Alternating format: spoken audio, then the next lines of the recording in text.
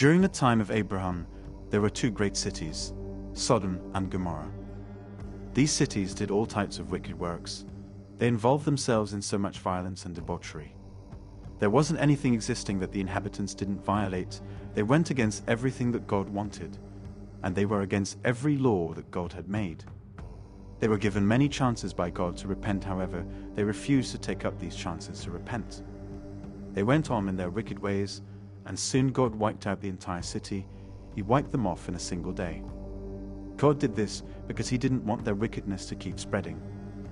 The story of Sodom and Gomorrah unfolds in the book of Genesis. Abraham had left his hometown and was heading out to the land God told him to go to. He went in the company of his nephew Lot. When they reached their destination, they stayed in the land, and both of them prospered.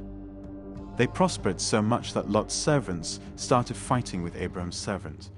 Abraham then tried to settle the fight by telling Lot to pick a side he wanted and stick to it so that they can go their separate ways.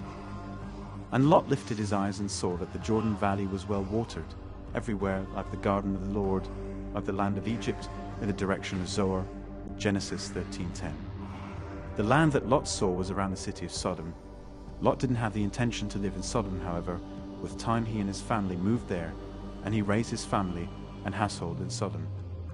Some time passed, and the wickedness of Sodom and Gomorrah continued, and when God couldn't take it anymore, He decided to destroy the cities. God called Abraham his friend and told him about his plan to destroy the two cities. When Abraham heard of God's plan to destroy the cities of Sodom and Gomorrah, he pleaded with God to spare the cities of Sodom and Gomorrah if he can find 50 innocent, godly people. God reassures Abraham that if he finds 50 righteous people, he will spare the city for the righteous sake. Abraham then pleads further and asks about a lesser and another lesser number until it got down to 10 people, and God answered Abraham and said, "For the sake of 10, I will not destroy." Genesis 18:32. And he said, "Oh, let not the Lord be angry, and I will speak yet but this once. Peradventure 10 shall be found there." And he said, "I will not destroy it for 10's sake." Abraham didn't find up to 10 righteous people. The only righteous ones were Lot and his family. God destroyed the cities because of their sinful nature and their unrepentant attitude.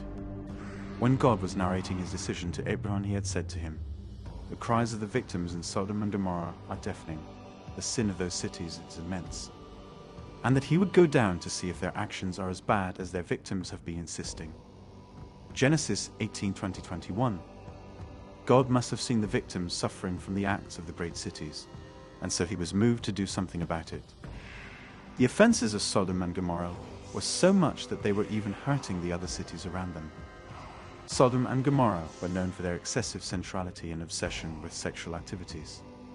The Bible records that when 2 angels came into Sodom, the occupants of Sodom wanted to assault them. They were so interested in these angels that they wanted to knock down Lot's door to assault the angels who were now his guests. Then they pressed hard against the man Lot and drew near to break the door down. Genesis 19:9. Even beyond this, the cities openly and proudly acknowledged an attitude of defiance towards God, His prophets, His laws, or anything concerning God. Their hearts were unrepentantly set against God and anything that related to Him. Isaiah, while giving a prophecy concerning Judah and Jerusalem, gave an insight into the sins and attitudes of the inhabitants of Sodom. He said in Isaiah 3-8-9 that, because their speech and their deeds are against the Lord, defying His glorious presence, for the look on their faces bears witness against them. They proclaim their sin like Sodom. They do not hide it. Woe to them, for they have brought evil on themselves. If Isaiah attributed this behavior to the Israelites and said that their attitude was openly and proudly defying God, it must mean that this was the same attitude of the inhabitants of Sodom and Gomorrah. Another major problem apart from their evil behavior was that they were blinded in their hearts and didn't want to take any opportunity to repent or change. They stood strongly and proudly in their pride against God. Many times in the Bible, Sodom and Gomorrah are mentioned as a reference for some sort of wickedness or the other. Jeremiah 23:14 records, "But in the prophets of Jerusalem I have seen a horrible thing. They commit adultery and walk in lies. They strengthen the hands of evildoers, so that no one turns from his evil. All of them have become like Sodom to me. And its inhabitants, like Gomorrah the Zion, also predicted the downfall of Babylon, and said that it would be like the destruction of Sodom and Gomorrah. The Book of Lamentations associates Sodom and Gomorrah with adultery and lies, and from here prophesies the fate of Edom and Babylon. Lamentations 4-6. For the punishment of the iniquity of the daughter of my people is greater than the punishment of the sin of Sodom, that was overthrown as in a moment, and no hands stayed on her. The city of Sodom and Gomorrah has been used over time in history and modern times to refer to homosexuality. The word sodomy, which refers to a term used for homosexuals, is gotten from the city's name and the act of practicing homosexuality. The word sodomy refers to any sort of sex that goes against the natural means. This refers to oral or anal sex or homosexuality. This word was coined from the city because the city was punished for its acts of homosexual sex. Just before God destroyed Sodom, he sent 2 angels to rescue Lot. These angels appeared to Lot as men in Sodom, and Lot welcomed these men in. A group of wicked men meet Lot and sought for these angels. Lot refuses to let them see the angels and even offers them his 2 virgin daughters. However, they still refuse. They got even angrier. They stood their ground to come in and break the door. The angels pulled Lot inside and struck them, wicked men with blindness.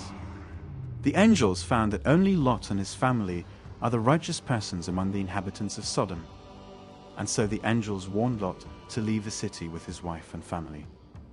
The angels tell Lot, the outcry against its people has become great before the Lord, and the Lord has sent us to destroy it. Genesis 19:13. The next morning, Lot was still lingering in the city, so the angels had to come to rescue Lot, his wife, and his 2 daughters, and lead them out of the city by hand. The angels tell Lot to flee to the city. Lot says that they're still too far away, so he asks to go to Zoar. They all fled and left the city before it was destroyed. However, Lot's wife looked back on the city against the angels' instructions, and she became a pillar of salt. Genesis 19:12-29. When it was time for God to destroy Sodom and Gomorrah, he went down fire and sulfur from heaven to pour out on their cities. The angels found that only Lot and his family are the righteous persons among the inhabitants of Sodom, and so the angels warned Lot to leave the city with his wife and family. The angels tell Lot, the outcry against its people has become great before the Lord, and the Lord has sent us to destroy it. Genesis 19:13.